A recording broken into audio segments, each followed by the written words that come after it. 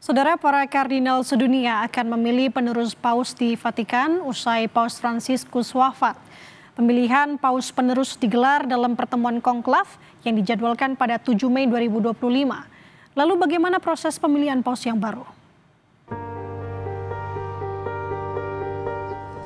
Penerus Paus Fransiskus ditentukan dalam pertemuan para kardinal sedunia di Vatikan atau yang disebut dengan konklav. Konklav berasal dari kata konklav yang dalam bahasa Latin berarti ruangan yang bisa dikunci. Konklav digelar pada saat tahta suci paus kosong. Lalu, seperti apa pemilihan paus? Konklav dilakukan hanya ketika paus yang bertanggung jawab meninggal atau mengundurkan diri. Konklav dilakukan dalam rentang waktu 15 hingga 20 hari setelah paus terdahulu wafat. Pemilihan paus dilakukan oleh para kardinal sedunia yang belum berusia 80 tahun di dalam lokasi pertemuan yang ditutup rapat.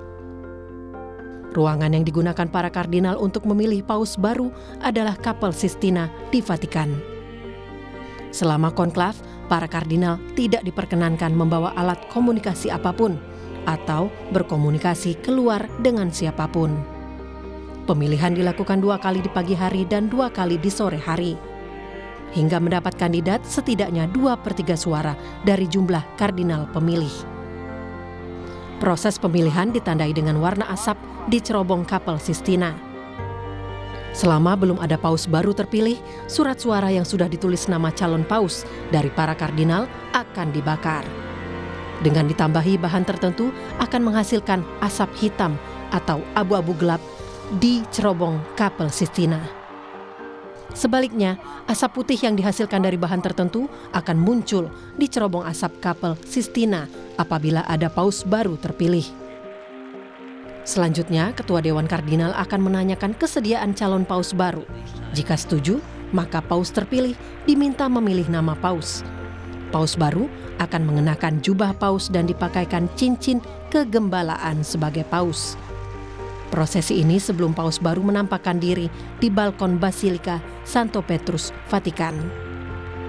Selanjutnya, sebelum paus baru memberikan berkat kepada umatnya, salah satu kardinal senior akan mengumumkan ke publik dengan mengatakan Habemus Papam atau kita punya paus baru.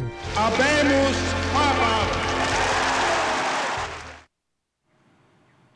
Saudara, mendiang Paus Fransiskus meninggalkan banyak warisan yang menjadi teladan tidak hanya bagi umat Katolik, tapi warga seluruh dunia. Paus selanjutnya pun akan dipilih lewat konklav yang secara tradisi dilakukan di Kapel Sistina. Lalu apa saja tugas dan penerus Paus Fransiskus?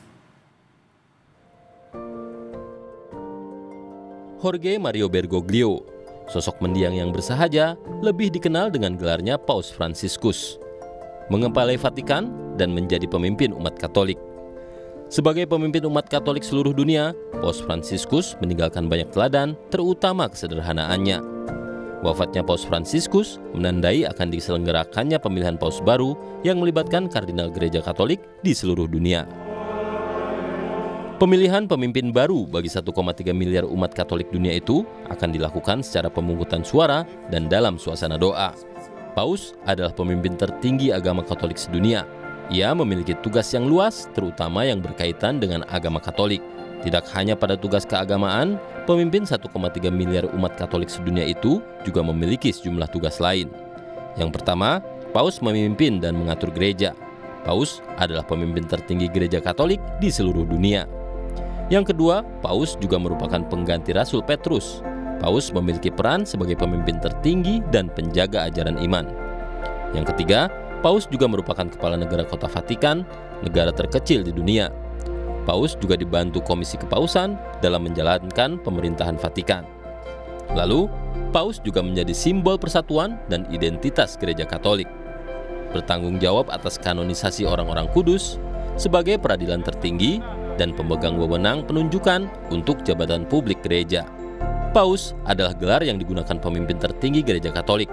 Kata Paus berasal dari istilah Latin Papa dan bahasa Yunani Papas yang berarti seorang bapak atau ayah. Gelar ini sekaligus meneguhkan peran Paus sebagai ayah rohani bagi umat Katolik di seluruh dunia.